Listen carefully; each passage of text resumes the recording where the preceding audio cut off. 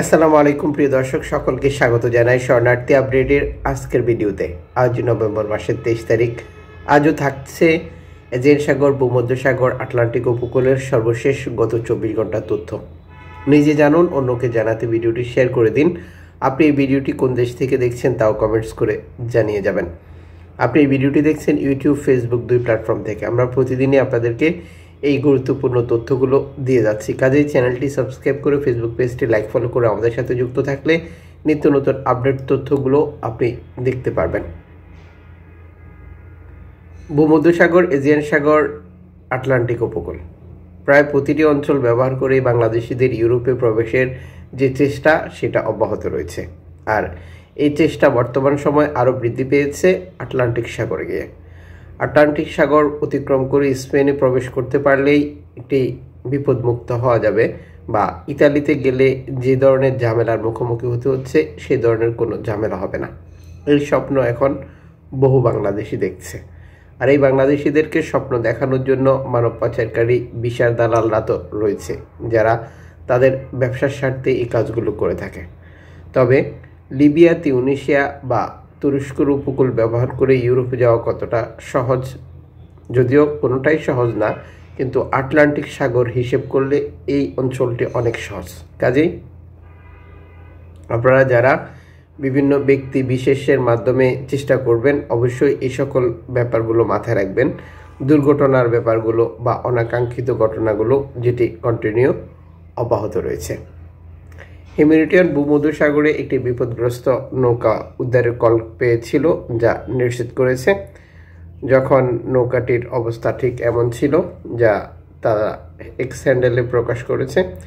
এখানে হিউম্যানিটেরিয়ান নিশ্চিত করেছে যে সম্ভবত এই নৌকার অভিবাসীদেরকে জোর করে আটক করে নিয়ে গেছে লিবিয়ান কোস্টগার্ড।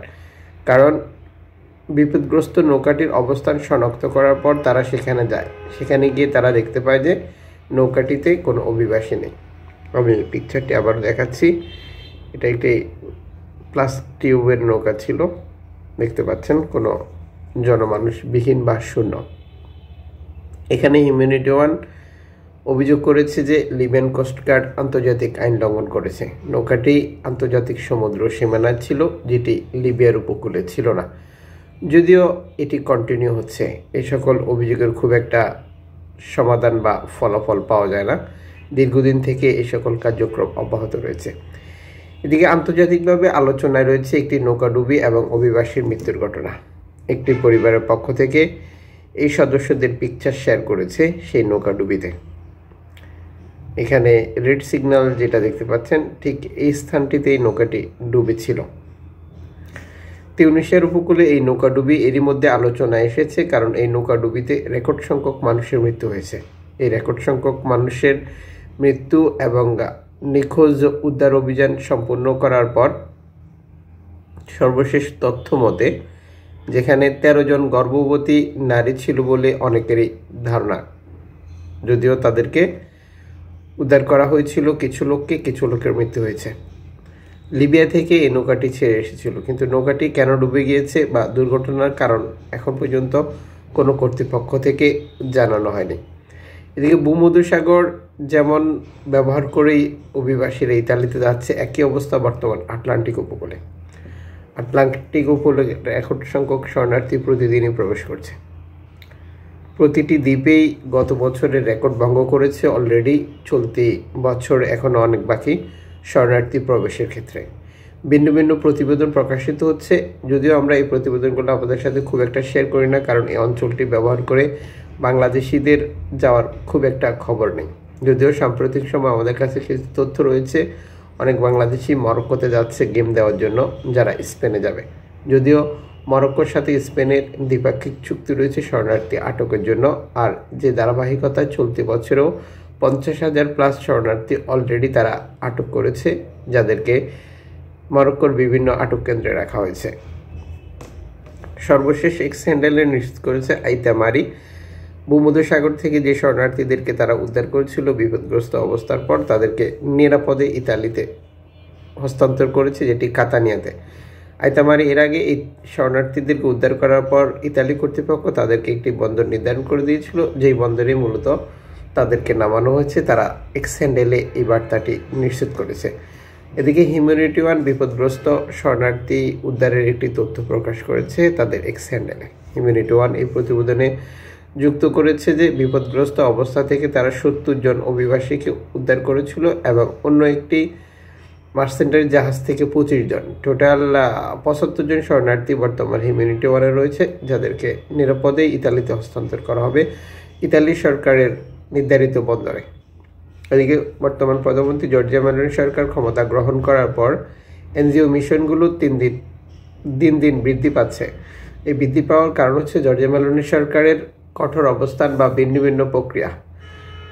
এনজিও সংস্থাগুলো জর্জিয়া মেলোনি সরকারের সময়ে সর্বোচ্চ শরণার্থী উদ্ধার করেছে। কারণ হচ্ছে যে ভূমধ্যসাগরের শরণার্থী, নৌকাডুবি এবং নিখোঁজ মৃত্যুর সংখ্যা অনেক বেড়ে গেছে। চলতি বছরে এনজিও সংস্থাগুলো রেকর্ড সংখ্যক শরণার্থী, যেটি 10% উন্নতি হয়েছে বলে নিশ্চিত করেছে একটি সংস্থা থেকে, যেখানে এর আগের বছর ছিল 3.9%, এর আগের বছর ছিল 2.3%, এর আগের বছর ছিল 1.9%। মানে পুরো রাস্তাটা কতটা কঠিন বা কঠোর করে ফেলেছে বর্তমান সরকার, যার কারণে এনজিও সংস্থাগুলোকে বারবার এখন শরণার্থীদেরকে উদ্ধার করতে হচ্ছে নিরাপদে পৌঁছানোর জন্য ইতালিতে। এদিকে গ্রিস উপকূলে নৌকা বিপদে পড়ার খবর, যেটি ধারাবাহিক একটি ঘটনায় পরিণত হয়েছে। সর্বশেষ গ্রিস কর্তৃপক্ষ তাদের উপকূলে নৌকাডুবির পর শরণার্থী উদ্ধার বা একটি দ্বীপে শরণার্থী আটকে পড়ার তথ্য প্রকাশ করে অ্যালামফোন রেডিও টেকনোলজি। অ্যালামফোনের এই তথ্যটি এর মধ্যে ভাইরাল হয়েছে, যেখানে এখন পর্যন্ত গ্রিস কর্তৃপক্ষ শরণার্থী উদ্ধার করার জন্য তাদের ইচ্ছা পোষণ করেননি বা আগ্রহ প্রকাশ করেননি। মানে অ্যালামফোনের ডাকে তারা সাড়া দেননি, এটি ইগনোর করে রেখেছে, যেটি দুঃখজনক বলে ব্যাখ্যা দিয়েছে অ্যালামফোন রেডিও টেকনোলজি। এদিকে শরণার্থী বৈধতার খবরের পর থেকে স্পেনে প্রবেশের সংখ্যা আরও বেড়েছে। ক্যানারি দ্বীপপুঞ্জে 5টি নৌকা থেকে 318 জন শরণার্থী প্রবেশ করার তথ্য প্রকাশ করেছে তারা সর্বশেষ এক্স হ্যান্ডেলে, এবং উদ্ধারকারী জাহাজ থেকে আরও শরণার্থী উদ্ধার করা হয়েছে, যেখানে 60 জন, 53 জন, 55 জন, এবং একটি নৌকাকে তারা উদ্ধার করেছে যেটি 6 নটিক্যাল মাইল দূরে, যেখানে 53 জন অভিবাসী ছিল, এবং 97 জন শরণার্থীকে উদ্ধার করেছে, যেটি একটি কাঠের নৌকা থেকে।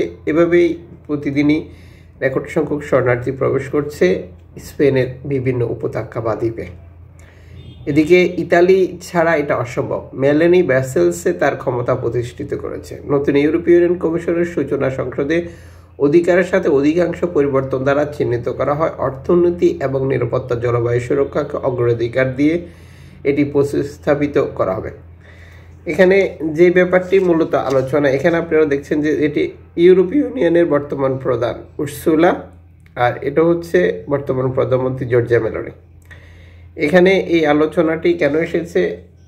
উর্সুলা এবং জর্জিয়া মেলোনি যে দুজনেই বর্তমান সময় অভিবাসী বিরোধী কাজে যুক্ত রয়েছেন বা অভিবাসী বিরোধী কাজ চালিয়ে যাচ্ছেন ভেতরে ভেতরে, সেটি অনেকাংশে প্রমাণিত হয়েছে।